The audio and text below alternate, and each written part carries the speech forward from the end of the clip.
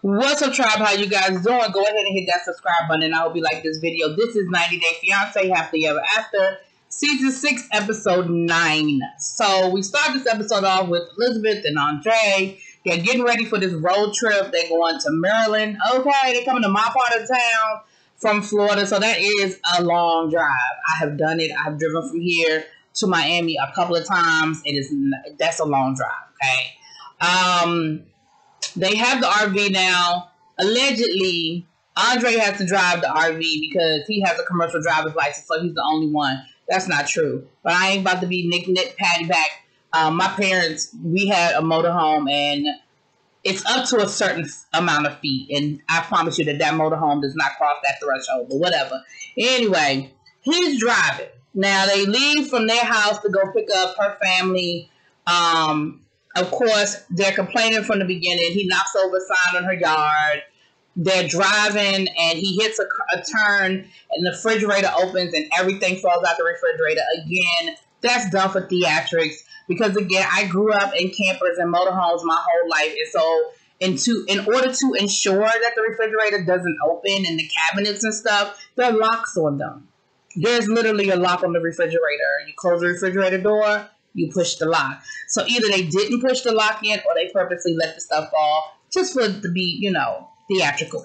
I know that sounds petty, and I know it sounds like I'm being nitpicky, but they forced me to do that. Anyway, so they get on the RV, and of course, now they've run out of luggage space. Which that might be true because everybody had a damn suitcase. They do have storage underneath the RV. And there's plenty of space inside the RV to put things, but whole suitcases, not so much. When we would go camping, we would have like bags, like little like duffel bags, because you could take the clothes out and then you can manipulate the bag. But a hard ass suitcase or big suitcase, yeah. So that probably wasn't the best idea that everybody just packs in suitcases. But listen, they don't know, they're novices. So they're riding down the highway, and of course they're complaining about everything. It's not enough space. The kids are this, the kids are that. Chuck is sitting up front with Andre, and of course they mad about that. Y'all are sitting up there. Y'all got plenty of space. You're in the lap of luxury. You're this, you're that. And so Andre and Chuck start talking about business. And of course the sister gets an attitude. What are you talking about? Why y'all up here talking business? See, this is what we're talking about. This is real sneaky. This is sneaky of you, Andre. You're just trying to get in good. Or you're trying to talk to my dad about business when we're not around. And I was like, girl. So then they start arguing. And they're like, so then, of course, Elizabeth is like, stop talking to him like that. Don't distract the driver while he's driving. He needs to pay attention. So then all of a sudden, Andre takes a wrong turn. And they're stuck somewhere in the wilderness, child. He pulls over and he's like, nah, I need to talk to you. I'm not going to be doing this all the way up the road. We're not going to be arguing all the way up the road. We're not going to be arguing all the way up the road. Listen, it's a lot. And then that's all we got from them this week. But it is just so crazy and awkward to even see this whole situation because it's just awkward. Angela and Michael.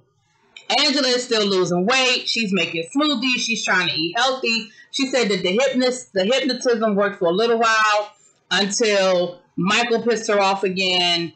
And then she started smoking again. So now she's back to smoking like a pack a day. She's drinking smoothies, which, she ain't like the way they tasted until she put grape jelly in. I said, well, hell, if you just going to put grape jelly in your smoothie, you might as well just eat your damn peanut butter and jelly sandwich.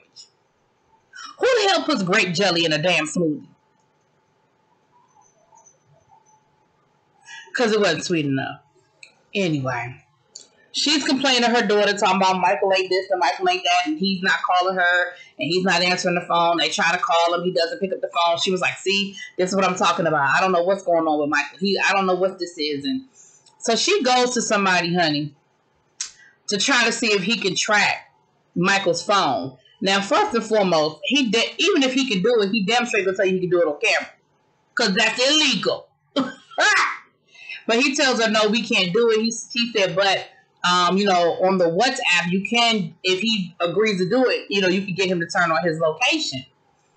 And that's the same thing with like an iPhone and stuff. You turn on your location, people can see where you are and all of that. So here's the problem. She calls him And as soon as he answers the phone, she starts cussing him out. I mean, she starts going off on him and yelling at him and talking to him all kinds of crazy.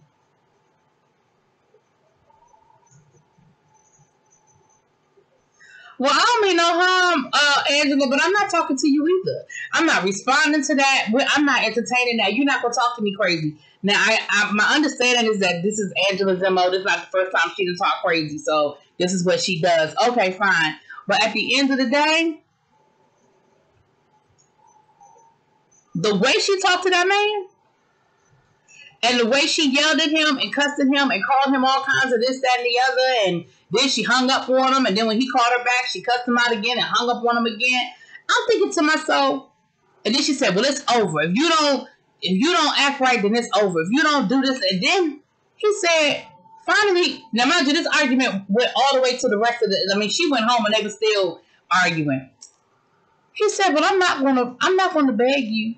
Oh, now she's like, well, who says that to their wife? He says he's not going to beg me. Well, that lets me know right there that something's wrong. Something's up. He said he's not going to beg me. What does that mean? That means that it ain't but so many times that you're going to call me all kinds of mother effers this and mother effers that and hang up on me before I'm going to say, you know what, I'm good.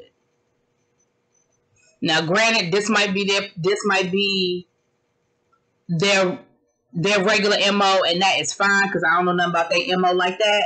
But at the end of the day, I'm just looking at it with fresh eyes. Ain't no way in hell I would let that woman talk to me the way she was talking to that man. Ain't no way in hell. Mike and Natalie, listen, I'm sick of Mike and Natalie. They're back home. Natalie says they haven't really talked since they got home, since the argument. And she wants to talk to Mike about it because she wants Mike to understand why she's upset. And she wants Mike to stop taking up for his mom. And they're talking again. They get to arguing again about the damn whether she called him a hooker or not. And he's telling Natalie she didn't call you a hooker. He said that's part of your problem right there is that you don't listen. It was probably just a misunderstanding. It was probably a language barrier. He said, but you do this all the time. So it sounds like this is something that she does regularly. He said, every time we get around somebody, you misunderstand something they say, and then you go off and you think they say the worst, whatever the worst thing you can possibly believe is what they said, and you do this all the time. So then she starts talking about, well, I know that, he said, why would my mother call you a hooker? Why would my mother call you that?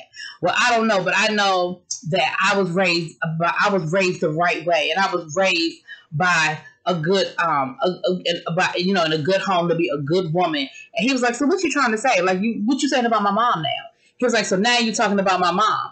And she was like, well, I have a name and it's not hooker. And he was like, but my mother never called you a hooker. He was like, I'm sick of it. I'm done with it. I'm sick of this conversation.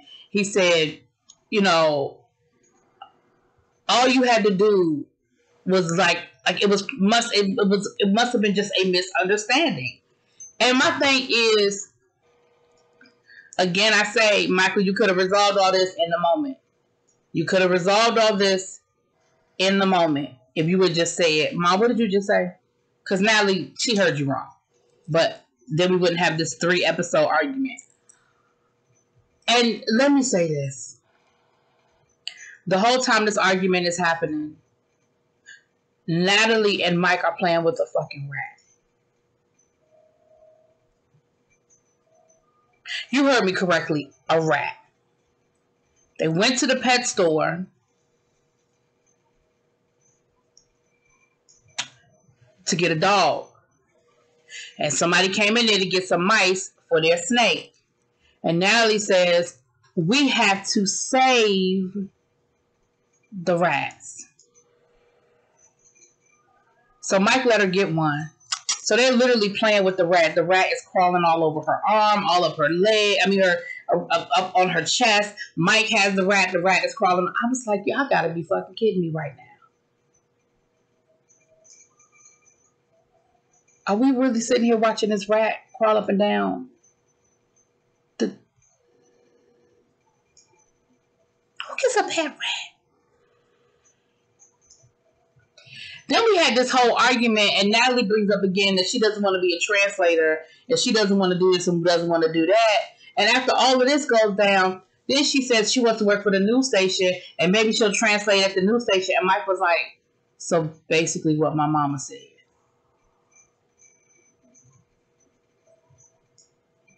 So basically you're agreeing with what my mama said.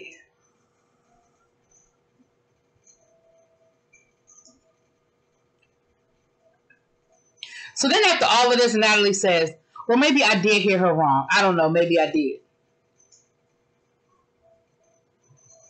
That's basically what they've been trying to tell you for the past week. So now she wants to apologize. And she's going to say in her confessional, I apologize, but I don't forget. Well, what is there to forget? That you misunderstood what his mama said? And don't get me wrong. Again, like I said last week, what you really mad about is the fact that his mama tried to call off your wedding. That's what you're really mad about. It really didn't matter what his mother did or said. You was going to find a problem with it. And don't get me wrong, Mike's mama ain't perfect, and I got my beats with her too. But on this situation, the woman didn't call you no hooker. Now, was she wrong for trying to call off the wedding by proxy? Sure. Was she wrong for trying to force you and making little comments about you not working and all this other stuff? Sure. But she didn't call you a hooker. Anyway. Tiffany and Daniel. Daniel, I will give you credit. Daniel worked really, really hard to get the house in order and get ready for Tiffany's visit. He closed in the garage and built a room for her son. And ultimately, he's doing all of this because he's hoping that she'll get there. Everybody will love her so much that they'll want to stay. Because here's the thing. He really don't want to come to America. He doesn't. He doesn't want that visa to go through. He could care less. He doesn't want to come here. He wants her to move there with him. That is what he wants. And so he hoped that if he put, a lot of effort into the apartment, into the house, that it would look nice and that she'll want to stay. And let's be clear, she got there and she was happy to see him and she was impressed with everything that he had done and how much work he had put in. He had a crib for the baby and it looked really nice. Whatever he did, I guess that's how he was spending his little coin, honey. But it had been a year since they had been around each other, and so they were definitely happy to be around each other and happy to see each other. She flew by herself with them 2 kids, honey, and she said it was a struggle, but she made it happen. I said, I know that's right. She said flying used to be fun when she could just get on the plane and it just be her by herself, but baby, trying to get on the plane and then had the 2 babies is a lot. Well, her son isn't a baby, but he's still a kid. But that's pretty much what it was for them. Kalani and Asalu, she told him about the visit to the divorce lawyer. And he did walk away. He said, I told her I was going to work on my anger, but right now I'm pissed off, so let me walk away before I act a fool up in here, okay? So he did walk away, and he came back, and they had a conversation, and he said, I thought, I didn't believe you. She said, well, I told you that I told you that if things didn't get better, that I was ready for a divorce. And it didn't seem to be urgent to you. And he was like, I didn't think you meant it. She was like, I did. I absolutely meant it. What do you mean you didn't think I meant it? And so they talked about their relationship, and he said, I am hurt. I'm angry and I'm hurt, but, I hear what you're saying. And he was like, well, what do we need to do to make it better? What do we need to do to fix it to make it better? And so they agreed that they are going to let go of everything from the past and start from where they're building now and move forward. And they took a rock and they threw the rock over the cliff, and that was symbolic of all of the past, everything from the past. They just put it on that rock and threw it away. And so it's gone now, and they're going to start from where they are and move forward. And, Asalu said, my father-in-law told me that she wanted a divorce. I didn't believe her. So it's not that he ain't know, it's that he ain't believe that she was serious, right? So then we have Jovi and Yara. Jovi is still at work. Yara actually did end up going to stay with Jovi's mom for a couple of days because she was like, listen, I ain't know nothing about no hurricane. I never heard You know, we don't have this kind of weather. I'd never heard of a storm that could knock over houses and destroy houses and flood, you know, streets and stuff. She said, I've been doing research and I read up on Katrina, and that was absolutely horrible. So, you know, I understand, you know, why I had to come, but now I'm ready to go home. I'm ready to go back to my house with my kid. And, you know, Jovi's mom tries to convince her, listen, why don't you stay? Like, you're by yourself. You got a young kid. You have help here. She said, you know, yeah, we butt heads from time to time, but that's to be expected. But at the end of the day, you know, I want to, you know, I really want to be there for her. You know, they don't live right around the corner, so it's not like I can run over if she needs me. And Yara tells her, listen, I'm grown. I want to be in my own place. I don't need your permission. I appreciate it. She was like, well, what happens if you get sick? She was like, then I'll go to the doctor. Well, how are you going to get there? She was like, I'll call an Uber. And she was like, well, you don't want to get in an Uber with the baby. She was like, I'll do what I got to do. Like, she said, I've been on my own since I was 17 years old. Like, I'm okay. I can make it happen. I'm good. So Yara goes home, and guess what happens, y'all? Yara gets COVID. Now, how she got COVID, we don't know. She said she was down in New Orleans, so she was out doing something. But she got COVID, honey. And guess what she had to do? Go back over to Jovi's mama house. And they helped her take care of the baby. But I do understand where Yara's coming from. You know, at this point, she has no control over her life at this point. And she said, you know, she's dependent on everybody else. You know, she's dependent on, you know, American immigration. She's dependent on Jovi. She's dependent on Jovi's mom. You know, so she said, she's dependent on everybody. And I think that was just her way of trying to get a little bit of control of her life back, you know. But she did get COVID.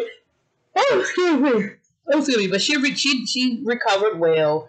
You know, but she said that it was definitely hard. And she don't recommend it. Well, I don't think nobody recommends it, okay? Anyway, that was pretty much the episode, y'all. We didn't see Julia and what's her face this episode. So that's it. That's all. Y'all let me know what y'all think. Drop it in the comments. Peace.